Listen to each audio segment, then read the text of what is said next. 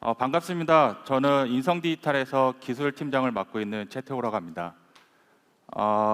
이번에 제가 소개해드릴 세션은 앞단에서 관리적인 부분에 대한 어떤 정보를 보여드렸다면, 저희는 이번에 제로 트러스트에 대한 기술적인 관점에서 설명을 드리려고 합니다. 제가 소개해드릴 내용은 제로 트러스트 중에서도 아이덴티티에 대해서 설명을 드릴 예정입니다. 기업의 아이덴티티를 어떻게 하면 보호할 수 있을 것인가에 대해서 한번 생각을 해볼 거고요. 현재 제로 트러스트는 어떻게 진행이 되고 있고, 우리 기업 내에서 제로 트러스트를 구현하려면 어디서부터 시작을 해야 되는지, 그리고 이 제로 트러스트의 아이덴티티를 시작하려면 어떤 충분 조건을 고려를 해야 되는지에 대해서 설명을 간단하게 드리려고 합니다. 먼저 제로 트러스트, 정말 웨비나나 세션 가시면 귀에 진짜 피가 날 정도로 많이 들으셨을 거예요. 제로 트러스트라는 컨셉은 앞에서도 말씀드렸지만 어떤 것도 신뢰할 수 없다라고 얘기하고 있습니다. 저희 그 아이덴티티 입장에서 보시면 제로 트러스트란 적합한 사용자가 적합한 권한을 가지고 적절한 자원에 적합한 컨텍스트, 어떤 환경 조건에 매칭이 되는 조건을 가지고 액세스를 했는지, 그리고 이 액세스는 단 한 번만으로 진행이 되는 것이 아니라 끊임없이 지속적으로 검증하고 평가를 해야 된다. 이게 제로 트러스트의 어떤 것도 신뢰할 수 없다라는 뜻의 컨셉입니다. 그러나 저희가 계속해서 얘기하다시피 제로 트러스트에 대한 보완을 하려면, 결국 과거에는 보안성을 높이려면 우리 임직원들, 사용자들에 대한 편의성이 낮아지고 불편해진다. 어쩔 수 없어. 보안을 높이려면 불편함을 감수해야지라는 그런 인식들이 팽배했었어요. 하지만 그것은 곧 사용자의 편의성이 떨어진다는 것은 우리 기업의 생산성이 떨어지고, 그거는 곧 우리 기업의 매출과도 연관이 된다는 겁니다. 그래서 최신의 제로 트러스트 보안은 기업 입장에서 보안을 고려하면서 사용자의 편의성과 마찰이 되거나 대치가 되면 안 된다는 그런 컨셉을 가지고 있습니다. 그렇다면 다른 기업들, 다른 조직들은 제로 트러스트를 어떻게 구현하고 있을까요?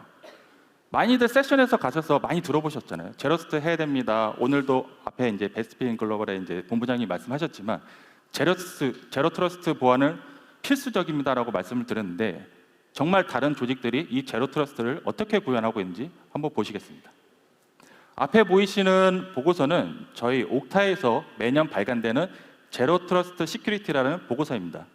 이 보고서는 포브스가 선정한 글로벌 2000대 기업 중에 약 700여 명의 보안 리더와 결정권자들에게 대상으로 저희가 리서칭을 했습니다. 그래서 그 기업들은 현재 제로 트러스트를 어떻게 하고 있는지, 그리고 어디까지 진행이 됐는지를 평가하고 거기에 대한 통계치를 낸 보고서인데요.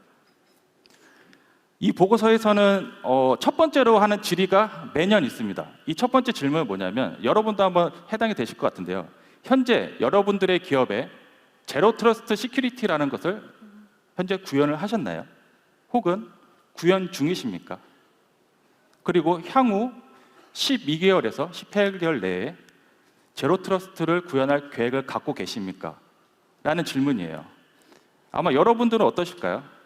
현재 우리 기업 내에서는 제로 트러스트를 구현하고 계신가요? 여기에는 굉장히 놀라운 결과가 나오고 있습니다. 2019년도에 발간한 보고서에는 동일한 질문을 가지고 제로 트러스트 구현에 대한 고민을 하고 있는지에 대한 답변이 2019년도에는 단 16% 그치던 것이 2021년도에는 90%, 그리고 2022년도에는 97%까지 올라갔다는 겁니다. 이 말은 곧 현재 글로벌 2000대 기업의 97%, 거의 대부분이 다 이 제로 트러스트를 고민을 하고 있고 구현 중이라는 뜻입니다. 더욱이 앞에 보시는 내용과 같이 2021년도에는 이 제로 트러스트를 구현한 기업은 현재 25%였는데 작년 2022년도에는 약 55%, 거의 대부분의 절반이 되는 기업들이 이미 제로 트러스트를 구현하고 있다. 그리고 그 이상은 전부 다 구현 중에 있다, 혹은 고려하고 있다라고, 계획 중이다라고 얘기를 하고 있습니다. 이 통계치만 보더라도 모든 기업들은 이제 제로 트러스트에 대한 보안이 어떤 선택적인 옵셔널이 아니라 결국은 필수적으로 꼭 해야 된다는 그런 통계치를 반영하고 있는 보고서라고 보시면 될 것 같습니다. 그러면 제로 트러스트 보안 아키텍처를 구현하기 위해서 도대체 어디서부터 해야 되나요? 모든 벤더들은 보안 벤더들은 자기네 거를 자기네 솔루션을 이용을 해서 구현을 하셔야 됩니다라고 얘기를 하고 있지만 사실 기업의 보안 담당자분들이 고민하시는 거는 제로 트러스트 영역이 굉장히 많아요. 그럼에도 불구하고 우리가 제로 트러스트를 도대체 어디서부터 해야 되는지, 왜냐하면 저희가 갖고 있는 어떤 비용적인 부분이라든가 혹은 인력적인 자원에 대한 부분들이 있기 때문이죠. 가장 먼저 우리가 고민을 해야 되는 제로 트러스트 영역은 도대체 어딘가라는 부분을 이 자료를 통해서 한번 설명을 드릴 수 있을 것 같은데요. 이 자료는 미국에 있는 국토안보부의 이제 사이버 디펜스를 관장하는 기관에서 시사라는 기관에서 제로 트러스트 머추리티라는 제로 트러스트 영역에 대한 5가지 영역을 어떻게 보완을 해야 되는지에 대해서 보고서를 냈습니다. 이 보고서는 올해 4월 지난달에 발간된 제로 트러스트 머큐리티 2.0 버전으로 가장 새로운 리포트라고 보시면 될 것 같고요. 여기에서도 마찬가지로 우리가 제로 트러스트는 크게 5가지 영역으로 구분을 하고 있는데, 첫 번째가 아이덴티티, 두 번째가 디바이스, 그 다음에 네트워크, 다음에 어플리케이션과 워크로드, 마지막으로 데이터가 되겠습니다. 이런 내용들은 아마 다른 제로 트러스트 보안에서도 많이들 얘기를 하고 있을 겁니다. 이 중에서도 시사에서는 이 5가지 영역 중에 아이덴티티 그리고 모든 제로 트러스트 영역을 각 단계별로 4단계로 이루어져야 한다고 얘기를 하고 있습니다. 그래서 가장 낮은 버전에서 급격하게 옵티멀 버전까지 올라가는 것이 아니라 차츰차츰 그 기업에 맞는 성숙도에 맞게끔 발전을 해야 된다고 얘기를 하고 있습니다. 그렇다면 실질적으로 이런 보고서는 이렇게 얘기를 하고 있는데, 우리 기업은 정말로 우리 필드에 있는 우리 담당자들은 이 제로 트러스트 구현할 때 아이덴티티를 얼마나 중요하게 생각하고 있을까요? 앞서 보여드렸던 보고서에서 이러한 또 하나의 질문이 있습니다. 제로 트러스트 보안을 전략적으로 가져가는 데 있어서 아이덴티티가 과연 여러분들의 기업에 얼마나 중요한가요? 라는 질인데요. 여기서 보시는 것과 같이 전 세계 약 응답자 80%가 이 제로 트러스트 시큐리티를 구현함에 있어서 아이덴티티가 굉장히 중요하다라고 이미 얘기를 하고 있습니다. 그만큼 우리 제로 트러스트 영역에서 아이덴티티는 굉장히 중요한 영역에 속할 수밖에 없다는 것을 반증하는 보고서이기도 합니다. 우리 기업에서 앞서 말씀드린 것 같이 제로 트러스트 영역 굉장히 많습니다. 보시는 것 같이 어플리케이션, 아이덴티티, 워크로드, 디바이스, 네트워크, 데이터 굉장히 많은데 여러분이 곰곰이 한번 생각을 해보세요. 물론 기업마다 비즈니스에 대한 어떤 중요도라든가 위험도 산정에 따라서 먼저 시작할 수 있는 제로 트러스트 어떤 보안 아키텍처가 있겠지만, 그 중에서도 이런 모든 영역들의 첫 시발점, 처음에 우리가 디바이스를 접속하든 어플리케이션 접속하든 어떤 데이터의 리소스에 접속하든지 간에 가장 먼저 사용자가 하는 건 뭔가요? 아이디 패스워드를 입력을 해서 혹은 OTP라든가 투팩트 인증을 받아서 거기에 대한 인증을 하는 게 그게 가장 첫 번째 플로우죠. 그래서 이 모든 제로 트러스트 영역의 가장 첫 시발점은 아이덴티티다라고 말씀을 드릴 수 있을 것 같습니다. 그리고 실제로 앞에서도 말씀을 하셨지만 제로 트러스트, 언트러스트와 트러스트에 대한 영역이 없어졌습니다. 그래서 네트워크 경계의 어떤 그런 보안은 이제 사라졌고 바운드리스라고 해서 경계가 없는 보안을 해야 된다고 얘기하는데, 사실 외부에서는 이러한 그 경계가 없는 보안에서 다시 한번 만들어질 새로운 파라미터는 아이덴티티가 될 것이다라고 얘기를 하고 있습니다. 그렇다면 저희가 이 제로 트러스트 아이덴티티를 하기 위해서 현재 우리의 기업이 어느 위치에 있고 어느 위치에 있는지 알아야 그 다음 단계를 가기 위해서 우리가 어떤 것들을 고려를 해야 되고 어떤 것들을 고민을 해야 되는지를 알 수가 있잖아요.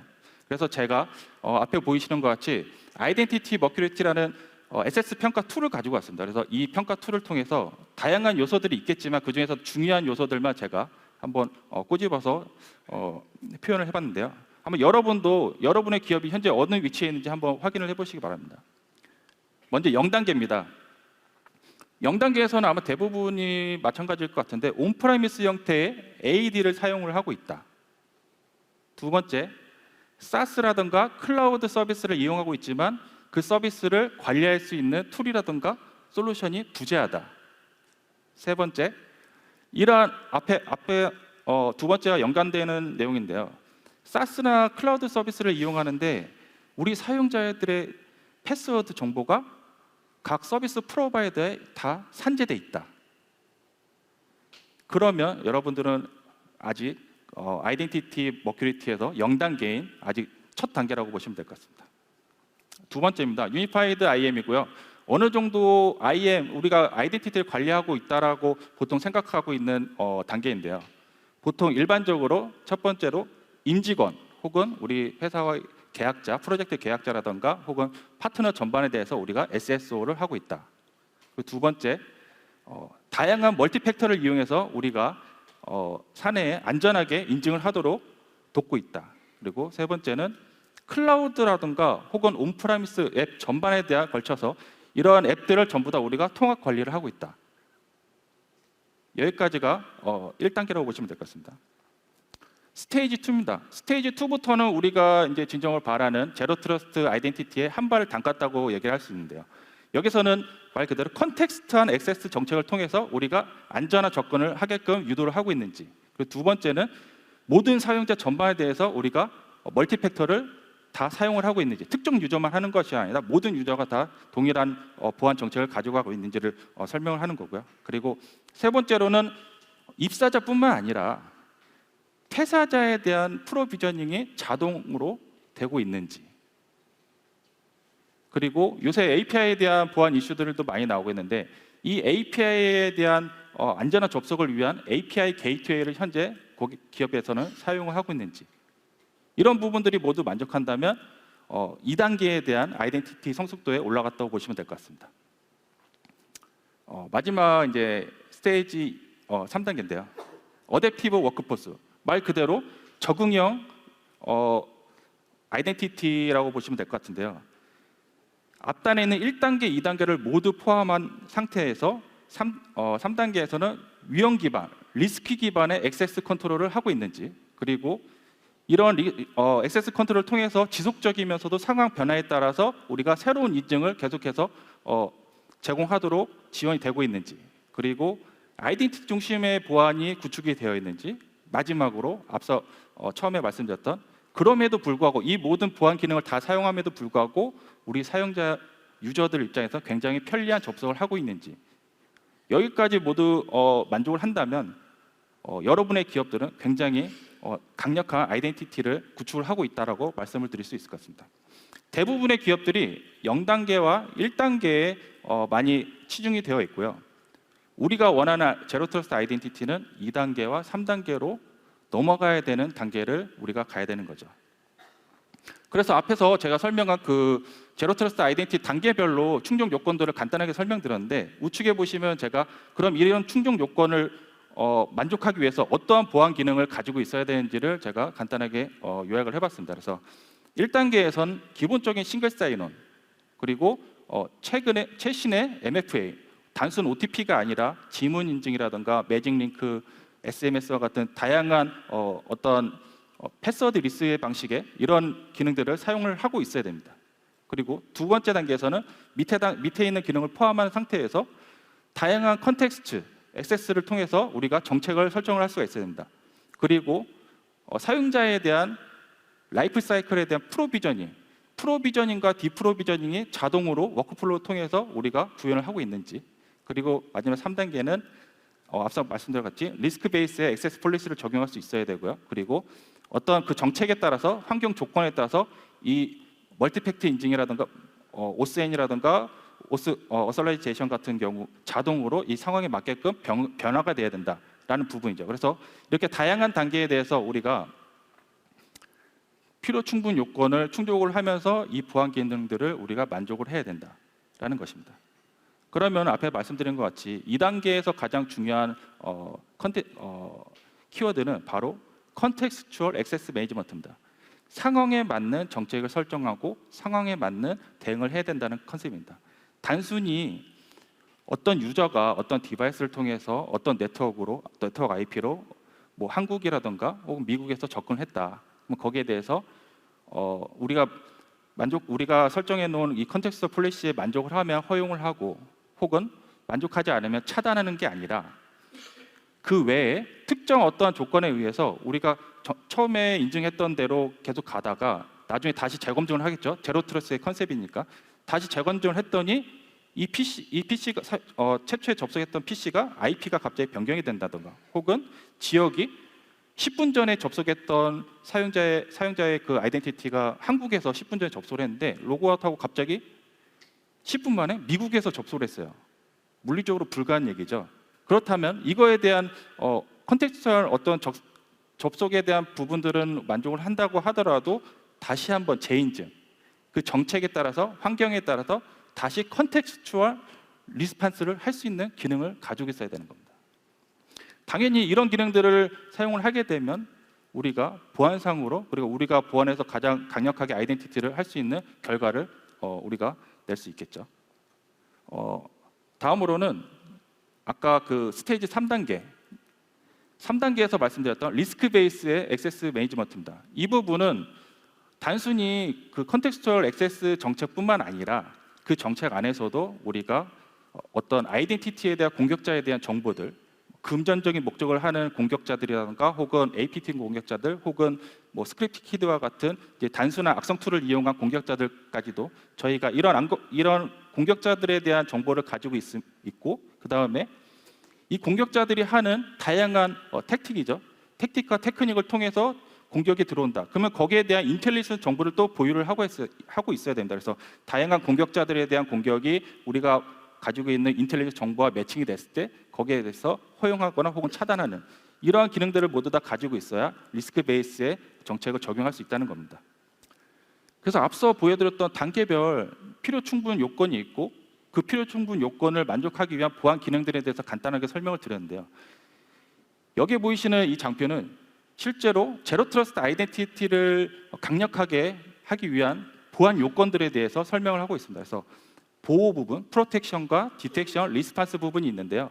보시는 것 같이 각 요건들은 앞전에 보셨던 모든 단계에 있는 요건들과 거의 매핑이 되는 것을 확인을 하실 수가 있을 겁니다.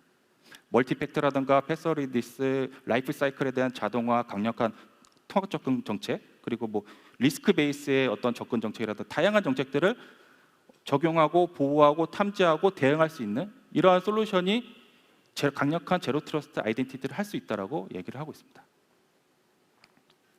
그래서 지금까지 제가 짧은 시간이나마 말씀을 드렸지만 제로 트러스트 안에서 아이덴티티가 굉장히 중요한 역할을 하고 있고요. 그리고 이 아이덴티티에 대한 강력한 아이덴티티를 하기 위해서 어떤 요건들이 필요한지, 그리고 그 필요 요건은 각 단계별로 어떤 보안 기능들이 필요한지를 제가 간단하게 정말 설명을 드렸는데요.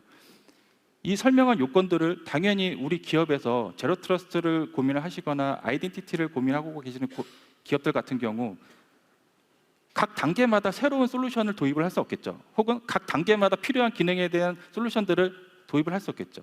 단 하나의 단일 플랫폼으로 이 모든 기능들, 단계별 필요 조건을 충족하면서 보안 기능을 모두 다 만족할 수 있는 이러한 솔루션을 채택하기를 원하실 겁니다.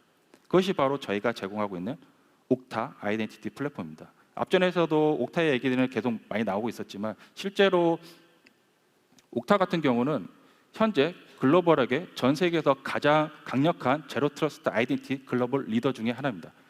말씀드린 모든 기능들을 모두 다 저희가 제공을 하면서 클라우드 기반의 모던 아이덴티티 플랫폼이라고 말씀을 드릴 수 있을 것 같습니다. 그래서 앞으로 모든 제로 트러스트 아이덴티티든 디바이스든 어플리케이션든 모든 리소스에 대한 영역에 대해서 가장 첫 번째 진입점보다 아이덴티티입니다. 여러분들이 제로 트러스트를 고민하고 계시면 제일 첫 번째 아이덴티티를 권장을 해드리고 싶고요. 아이덴티티를 고민하고 계시면 첫 번째 옥타를 권장해드리고 싶습니다. 여기까지 제가 준비한 세션은 여기까지고요. 앞으로 저희 더 궁금한 사항 혹은 아이덴티티에 대해서 제로 트러스트에 대해서 궁금한 사항이 있으시면 저희 옥타나 혹은 총판인 인성디지털 또는 저희 베스핀 글로벌, 사실 베스핀 글로벌이 옥타의 가장 강력한 기술을 갖고 있는 포커스 파트너이면서 저희 슈퍼 유저입니다. 저희 옥타를 실질적으로 앞전에 보셨다시피 저희 그 베스핀 인프라에서 저희 옥타를 사용하고 있죠. 이만 여기까지 제가 세션을 마치고요. 경청해 주셔서 감사드립니다.